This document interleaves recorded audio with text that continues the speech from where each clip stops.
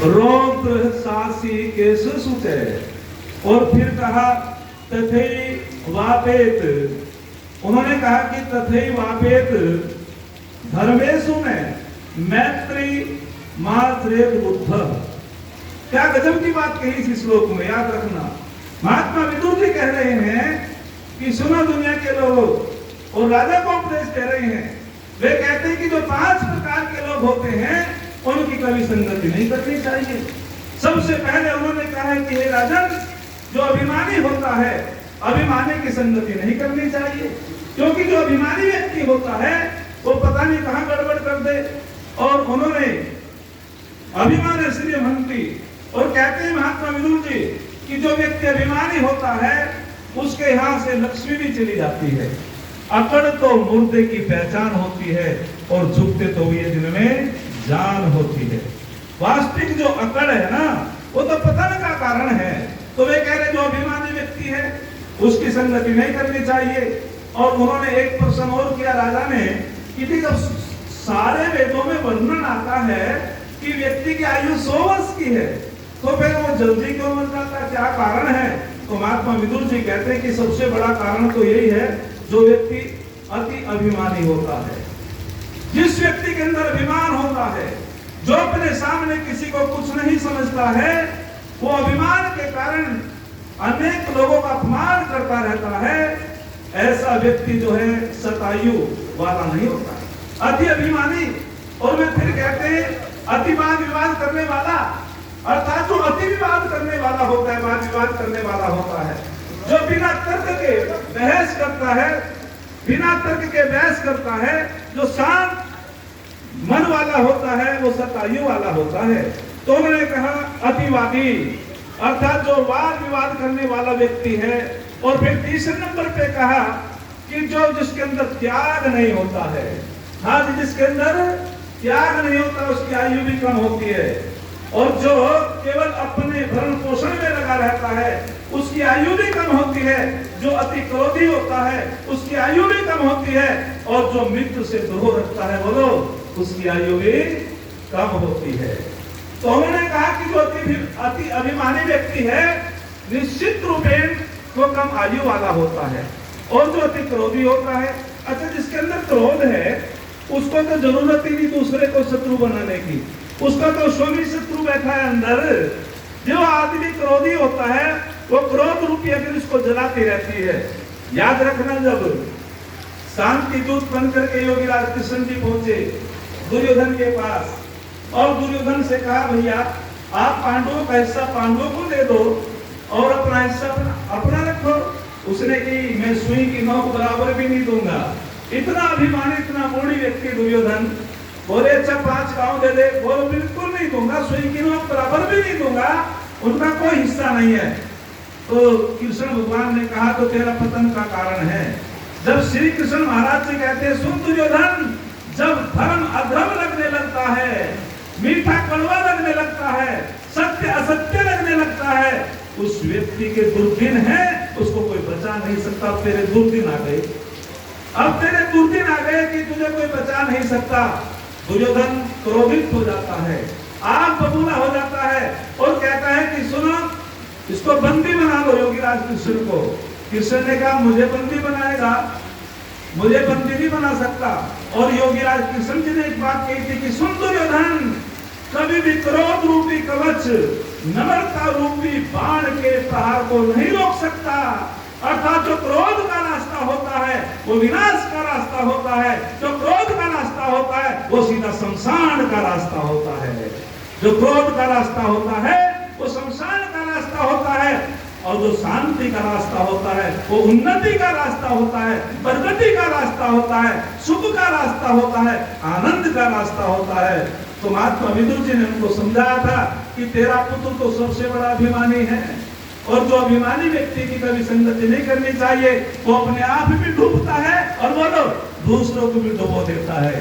दूसरे नंबर पे कहा कि अभिमानी, और अभिमानी के बाद में कहा मूर्ख व्यक्ति की भी संगति नहीं करनी चाहिए।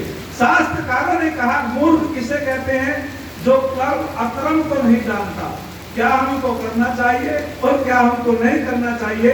ऐसा व्यक्ति मूर्ख होता है कि मूर्ख लोगों की कभी संगति नहीं करनी चाहिए। और वे हवाला देते हैं महात्मा विदुर जी कि कौन है मूर्ख, तो वे समझाते हैं कि अपने पुत्र दुर्योधन को समझा, राजन ये भारत का बहुत बड़ा दुर्भाग्य है कि तेरा पुत्र हठी है, दुराग्रही है, वो मूर्ख है, वो विद्या को नहीं जानता है, वह विद्वानों का भी अपमान करता है।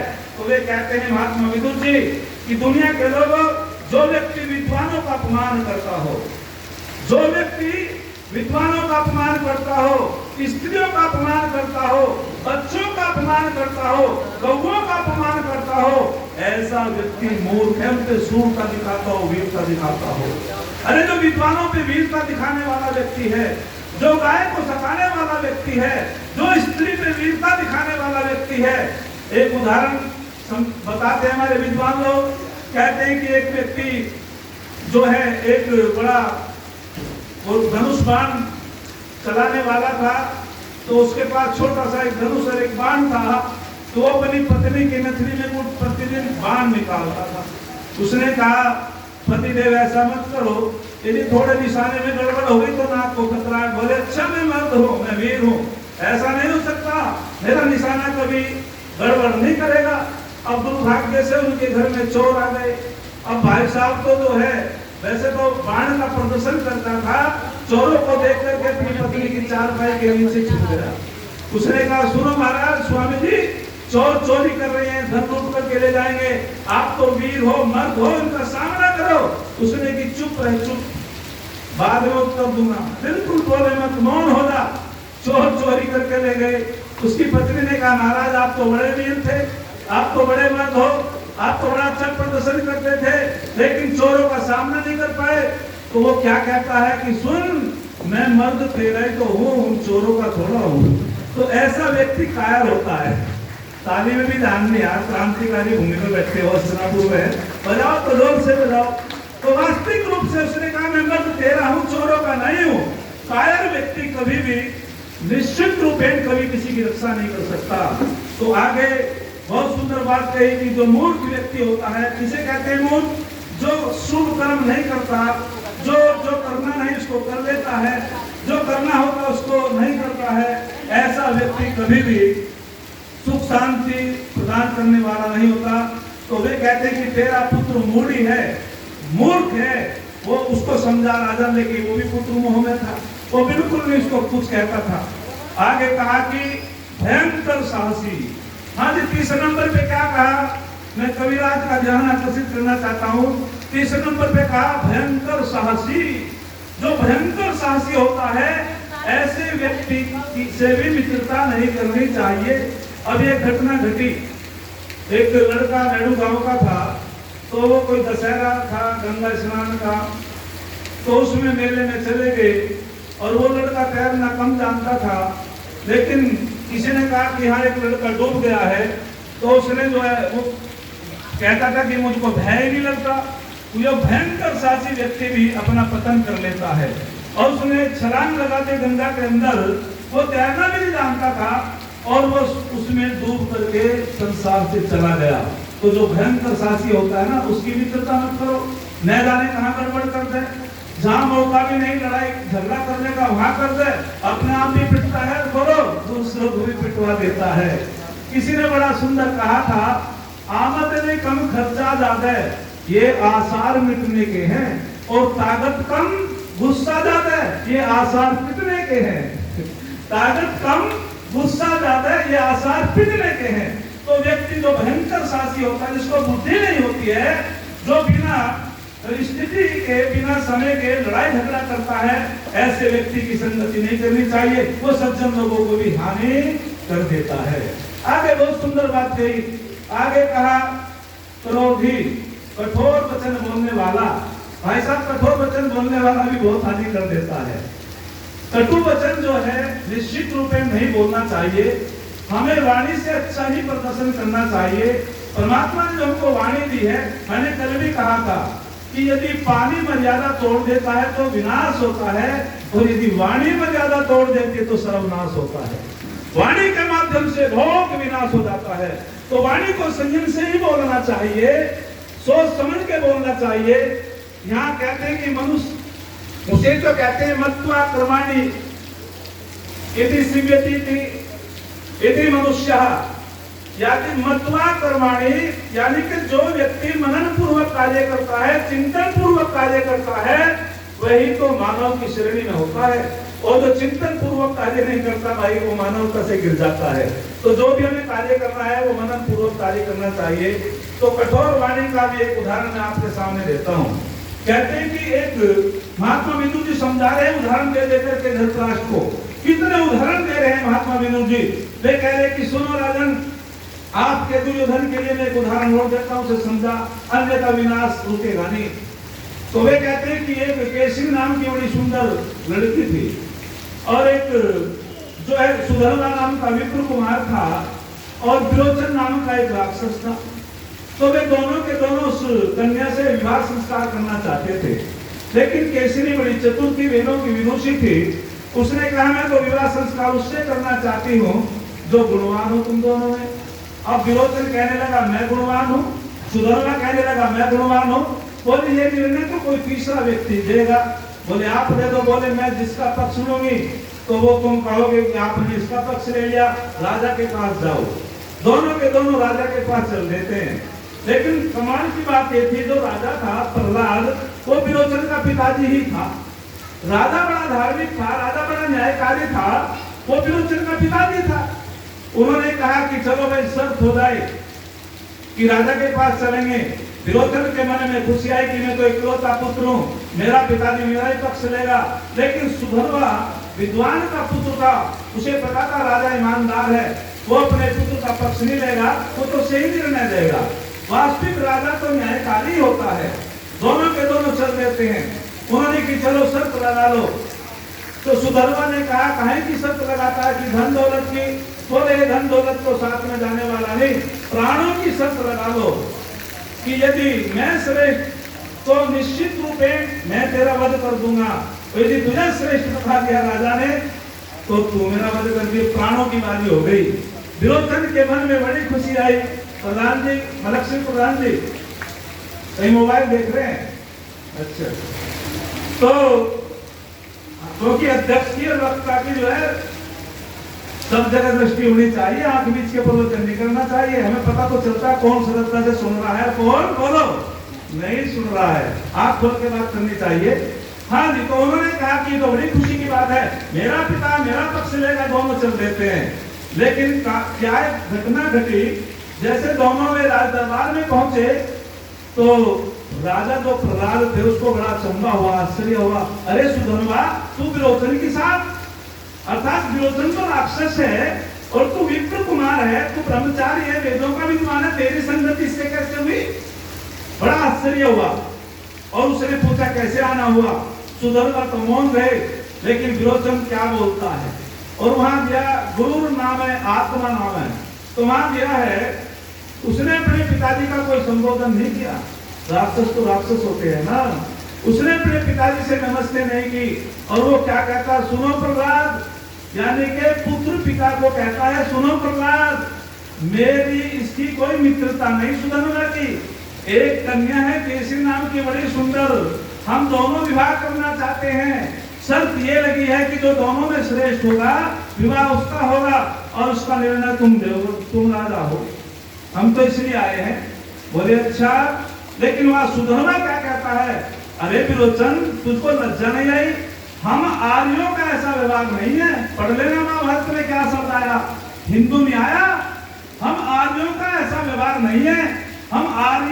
हम जो आर्य होते हैं अपने गुरु का नाम नहीं लेते, अपने माता पिता का नाम नहीं लेते, अपनी स्वयं अपनी आत्मा का अपनी प्रशंसा नहीं करते कि मैं ऐसा हूं, मैं इतना बड़ा विद्वान हूं। और तुझे लज्जा नहीं आई, तेरा व्यवहार मुझको अच्छा नहीं लगा। और उसने राजन कहकर के संबोधन किया। किसने? सुधर्मा ने। और जो उसका बेटा था उसने क्या कहा, सुन प्रहलाद, हम तो तेरे पास इसलिए आए हैं, तुम्हें निर्णय देना है, तुम राजा हो और मेरे पिता भी हो, ध्यान रखना। और ये निर्णय सुधर्मा के पक्ष में चलेगा वो देख लेना तेरा क्या होगा। वो कह रहा उसका पुत्र राजा को।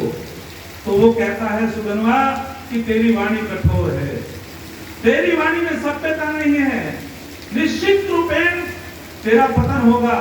तुझे लज्जा नहीं आई अपने पिता से कैसे बात करनी चाहिए? पिता के साथ में राजा भी है, लेकिन वो बात आगे बढ़ी और आगे बढ़ने के बाद में राजा ने कहा इसका मैं चिंतन करूंगा, मंथन करूंगा।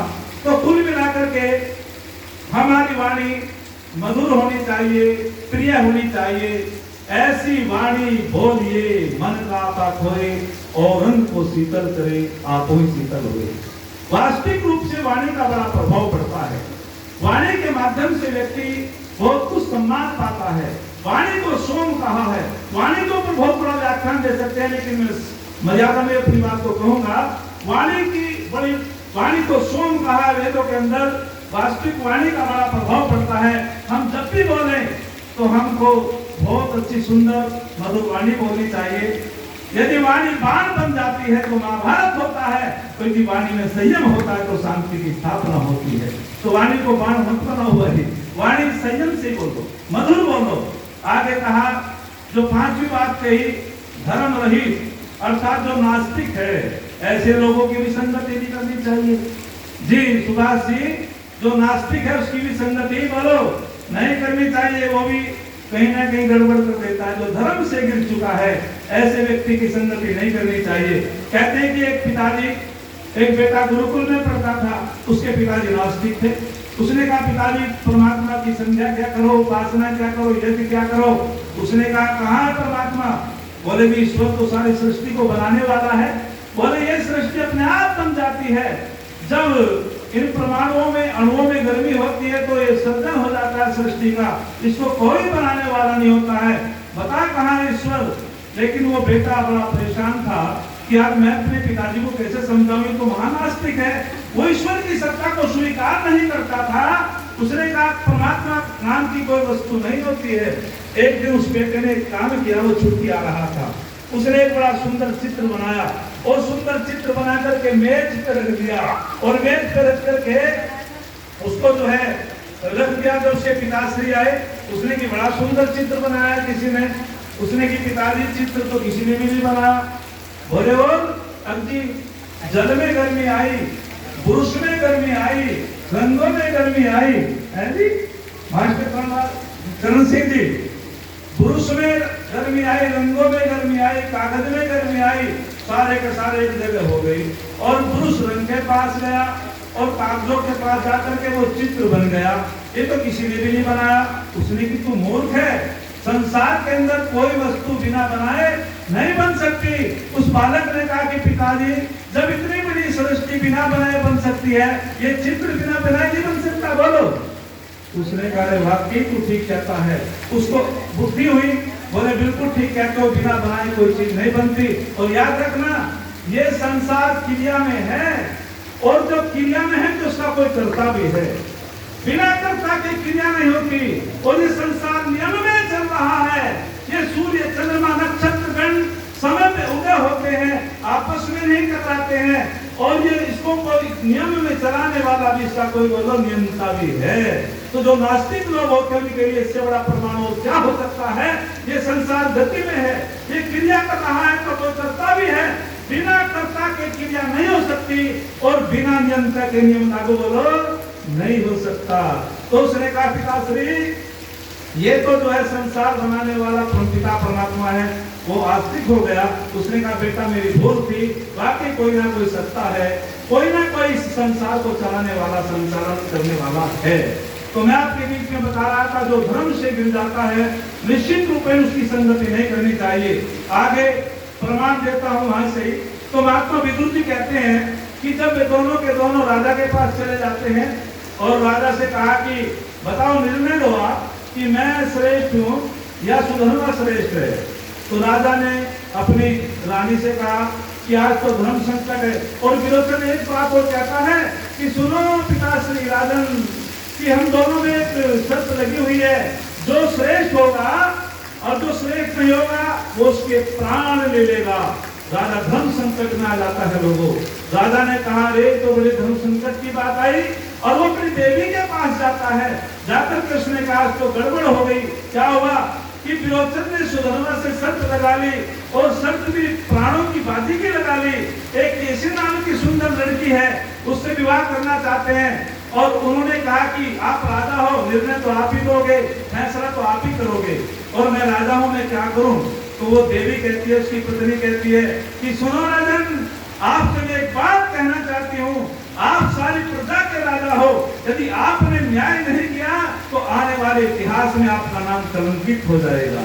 ये देवी ने कहा, बोले यदि मैं धर्म की रक्षा करता हूँ तो बेटा हाथों से निकल जाता है, यदि मैं बेटे की रक्षा करता हूँ, पुत्र की रक्षा करता हूँ तो धर्म की रक्षा होती है। बोले एक काम करना, आपको डायरेक्ट नहीं कहना, अप्रत्यक्ष रूप से अपनी बात कह देनी है। डायरेक्ट कहोगे तो विरोचन जो है एकदम गुस्सा मानेगा। बोले और कैसे कहूं कि आपको कहना है कि सुनो सुधन्वा, तुम्हारी विरोचन की माता से तुम्हारी माता श्रेष्ठ है और विरोचन के पिता से तुम्हारे पिता श्रेष्ठ है और तुम विरोचन से श्रेष्ठ है। आप ऐसे कहना, वो गुस्सा नहीं मानेगा। यदि हम किसी को डायरेक्ट कह देंगे तो गुस्सा मानेगा, यदि हम किसी को उदाहरण दे दें, पहले मैं अपना नाम ले दूं तो आदमी सोचेंगे तो अपने आप को भी कह रहा है, केवल हमें नहीं कह रहा, शांति सी मिल जाती है। उसने कहा ठीक है। बोले सुनो भाई सुधन्वा, विरोचन की माता से तेरी माता श्रेष्ठ है, विरोचन के पिता से तेरे पिता श्रेष्ठ है और विरोचन से तुम श्रेष्ठ हो। ओहो, सुधन्वा खुश हो गया, उसको प्रसन्नता मिली कि वास्तविक हमारे सार्यवत देश के राजा न्यायकारी है। इन्होंने अपने बेटे का पक्ष नहीं लिया, इन्होंने सही निर्णय दिया है और धर्म की रक्षा की है। और सुधर्मा ने तो तलवार उठा ली कि जी मेरी हमारी तो शर्त ये लगी हुई थी, ये जो रास्ते में काका है इसको भी साफ कर दो। बोले क्या हुआ कि हमारी दोनों की शर्त ये थी कि जो जीत जाएगा, जो गुणों में श्रेष्ठ होगा वो उसके प्राण ले लेगा। उसने कहा सुनो, वास्तविक आप जीत गए, आपकी विजय हुई, आप विप्र कुमार हो, आप आचार्य के पुत्र हो, आप वेदों के विद्वान हो, इसमें कोई शक वाली बात नहीं है। लेकिन एक बात सुन लो मेरी सुधर्मा। राजा ने कहा बताओ। उसने झोली फैला दी सुधर्मा के आगे कि वास्तविक रूप से श्रेष्ठ तो तुम ही हो, लेकिन आप पंडित हो, मैं आपसे पूछना चाहता हूँ, आप विद्वान हो, आप आचार्य हो, आप विप्र हो, मैं आपसे पूछना चाहता हूँ कि पंडित के क्या लक्षण होते हैं। उसने कि पंडित उसे कहते हैं जो वेद पढ़ता हो, वेद पढ़ाता हो, यज्ञ करता हो, यज्ञ कराता हो, दान देता हो और दान लेता हो। उसने किसे पंडित कहते हैं। बोले तो श्रेष्ठ तो तुम ही हो, लेकिन जहाँ दान देने की बात है, वहाँ दान देने की बात है, मैं अपने पुत्र के प्राण तुमसे दान में ले रहा हूँ, श्रेष्ठ तो तुम ही हो। अरे वाह, सुधर्मा मौन हो गए कि राजा बुद्धिमान है। भाई राजा भी वेद का विद्वान है। उसने कि श्रेष्ठ तो तुम ही हो। और तब सुधर्मा ने कहा हे राजन, तूने जो अपने कुल की रक्षा की है, वो कुल की रक्षा इसलिए की है कि तुमने धर्म की रक्षा की है। जो धर्म की रक्षा करता है, धर्म एव हतो हन्ति धर्मो रक्षित रक्षित है, अर्थात जो धर्म की रक्षा करता है, धर्म उसकी रक्षा करता है, जो धर्म को मार डालता है, धर्म उसको मार डालता है। इसीलिए सुधर्मा ने कहा कि हे राजन, तुम धार्मिक हो, तुमने धर्म की रक्षा की है, इसलिए आपने अपने पुत्र की रक्षा की है, अपने कुल की रक्षा की है। हे संसार के लोगों, जो धार्मिक लोग होता है उससे मित्रता करनी चाहिए, जो नास्तिक लोग होते हैं, जो धर्म से रहित लोग होते हैं, उनसे कभी मित्रता नहीं करनी चाहिए, क्योंकि धर्म ही हमें आगे ले जाने वाला है। धर्म ही कहते हैं कि मरने के बाद में साथ क्या जाता है। जो बहन जी ने बहुत अच्छी बात कही थी, धर्म मृतस्य थे, धर्म मित्र मृतस्य थे, यानी कि जो मरने के बाद में साथ जाता है तो उसका नाम धर्म है। अर्थात तो हम साथ में लेके भी आते हैं, साथ में जाता भी हमारे साथ। तो जो शुभ कर्म और धर्म हमारे साथ जाता है। आप चाहते हो अपने घरों में अमन, तो हमें करना चाहिए यज्ञ और हवन। एक छंद कहकर के मैं अपनी वाणी को विराम देता हूँ। आप लोगों का बहुत बहुत धन्यवाद। किसी ने बहुत सुंदर कहा है, जिसको मेहनत से बहाना पसीना आता है, फटा आंचल दुखी दुर्बल का सीना आता है, चाहता है औरों के जीने में अपना जीना, सच तो यही है लोगों, दुनिया में उसी को जीना आता है। सच तो यही है लोगों, दुनिया में उसी को जीना आता है। इति ओम सम। आप लोगों का बहुत बहुत धन्यवाद। आपने दर्शित और सारे क्रम को सुना। बहुत